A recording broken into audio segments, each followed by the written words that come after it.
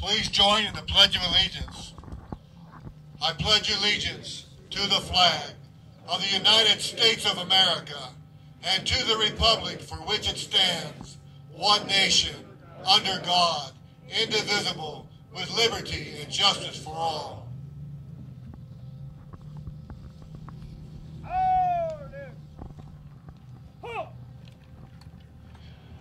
I can't help but say, tell us one quick story to our bikers today. I had a friend about my age that was kind of wooing his fiancée, and she was not a bike rider, but he was. And there's a stretch of Colorado Road between Craig and Rifle that's just absolutely gorgeous.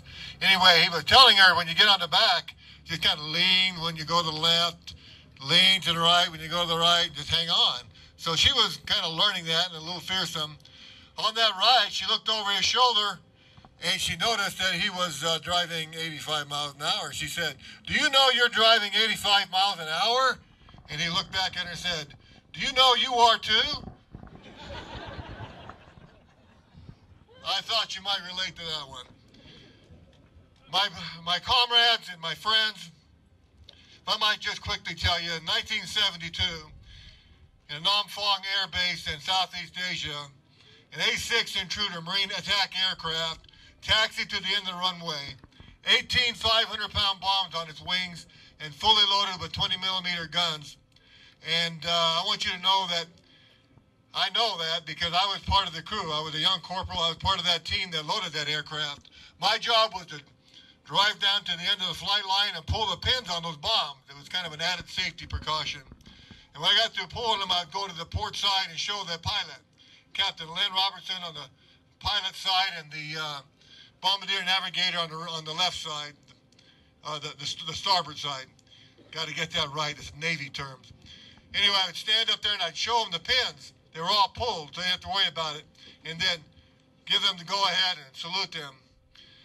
A little later that evening, we found out that that aircraft, that A-6 Intruder, was shot down over Quezon Son in Vietnam. Big Al Crowbuck, the bombardier navigator, ejected out. He tells his story. He said when the anti-aircraft fire hit the starboard side of where he was at, he was injured and he was barely conscious. Apparently, Captain Len Robertson reached over and pulled his ejection D-handle between his legs so he could eject. Captain Robertson went down with the aircraft. When Big Al woke up, he had VC standing over him with AK-47s. He had a broken clavicle, scapula, several ribs that were broken, bleeding. They marched him, forced him on a forced march over 500 miles over the worst terrain you can possibly imagine in Vietnam to get to a Hanoi Hilton, a place where they kept POWs. On the way, he was kept in a cage at night, and the North Vietnamese would come and try to bayonet him and stab him and use bamboo points to hurt him. Some of the women and men would come in and urinate and defecate on him. He slept in some of those bomb craters that his comrades had made when they flew over missions over there. But he finally made it to the Hanoi Hilton, gaunt, emaciated, and near death. He had no desire to live, but his comrades there, who were also POWs, gave him the encouragement to stay alive. In 1973, a year later, the peace accords allowed this good young Marine, Al Crowbuck, to come home. They brought him home as one of the first ones because they said he was the oldest POW there. He was 26 years old. He said when he walked off the bus and onto the tarmac where the aircraft was waiting to take them home, we called them Freedom Birds back then because that's what they were. They took us home. C-141 Starliner. He looked up from the tarmac at that aircraft and saw the United States flag on his tail, and he fell to his knees and wept. The point of my story today to all of you is this. Big Al came home, became a husband, a father, now a grandfather, lives in New Jersey. 55,000 young men and women did not get to come home, did not come home and hear the words that we are hearing today. Welcome home. I want you to know that there isn't probably, as far as I'm concerned in my heart, there's nothing more tragic than a young man or a young woman bleeding out their lives in a foreign land far away from their country and not being able to hear those words. We did not hear them after that Vietnam conflict. It's a shame and a blight on our country that they could not collectively tell Vietnam veterans at that time, welcome home. But you're saying it today. I want you to know that when you get to that wall in Washington, D.C., please put your hands on it. I have those that serve with me that are on that wall. Tell them that we miss them, that we love them, and that we are grateful to them for allowing us. Tell them there are young Marines in Raton and Rio Ancho, that there are veterans and families of veterans and community that appreciates what they have done. Tell them for us when you get there.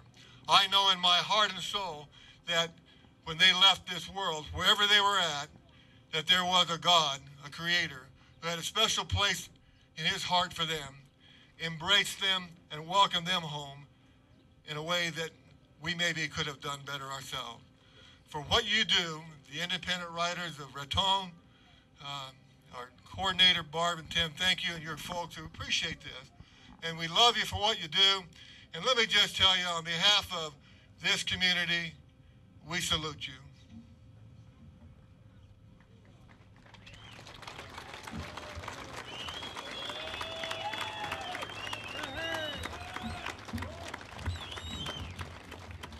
Good morning. My name is Jim Maldonado, County Commissioner, District 1. As Chairman of the County Board of Commissioners, it is indeed my honor to welcome you to our county on their 26th year Run for the Wall. You are greatly honored to have so many travel through our county on the way to honor those who have sacrificed so much for the freedom that we enjoy.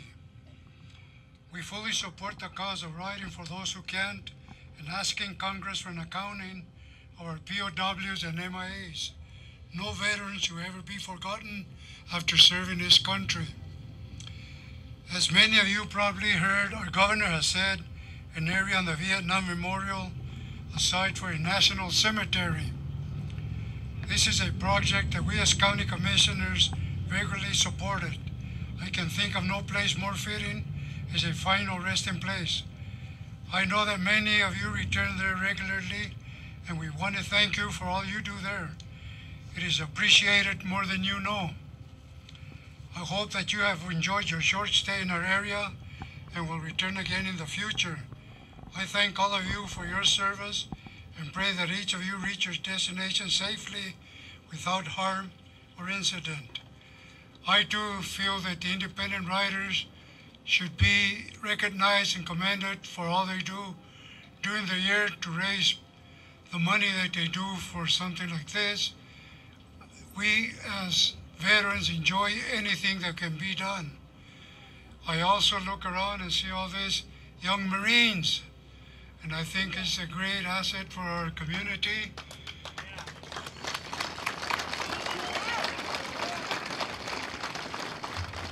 And I can't help but think that maybe someday they will be the ones making the run for the wall. Thank you.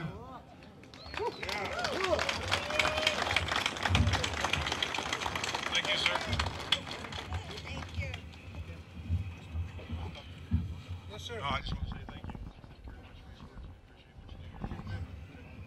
you. All right, business first. Run for the wall, people. Let's show these folks a great big run for the wall appreciation. Let them know we love them here. I would like to say, as the route coordinator, Tim, and the independent riders, we appreciate you, love you, and thank you for what you do for us here with providing our fuel and goodwill as we go along our way. It means a lot, and we truly appreciate you. You'll need you can fuel us up and then get ready to go with us. All right? Okay. I have been given something that the city of Raton would like for us to carry to the wall. And I'm going to read it in just a second, but this is hand etched. And who did you say made it? Oh. Tonips, okay. From Mr. Lowell Tonips is the one that made this. He's from Raton. a Vietnam veteran also, and he's going to allow us to carry this to the Vietnam Wall for him to be laid there.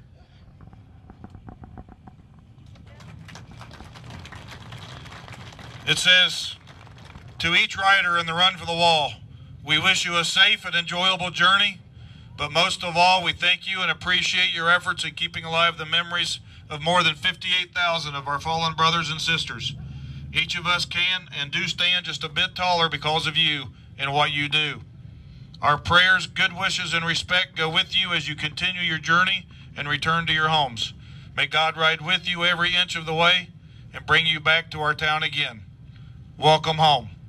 A sincere thank you to all of our veterans.